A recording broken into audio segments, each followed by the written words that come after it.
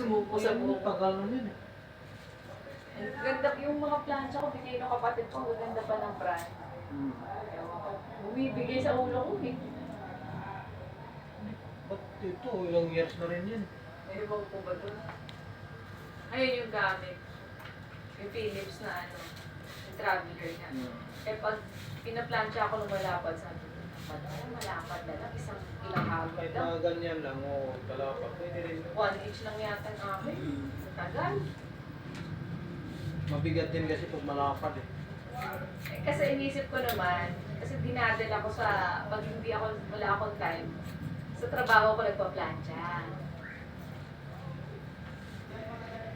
O di kayo yung supply na lang ng plancha. Mas mabilis gagawin mo lang.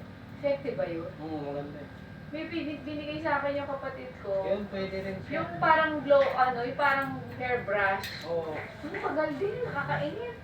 Pero kailangan kasi patuyuin mo muna siya eh. Kaya nga, may init ka rin eh.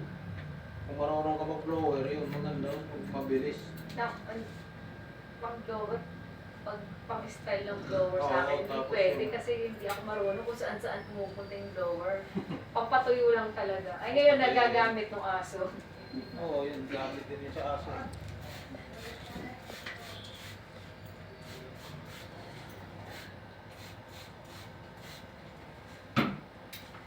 Plancha ko, katagal na yan eh.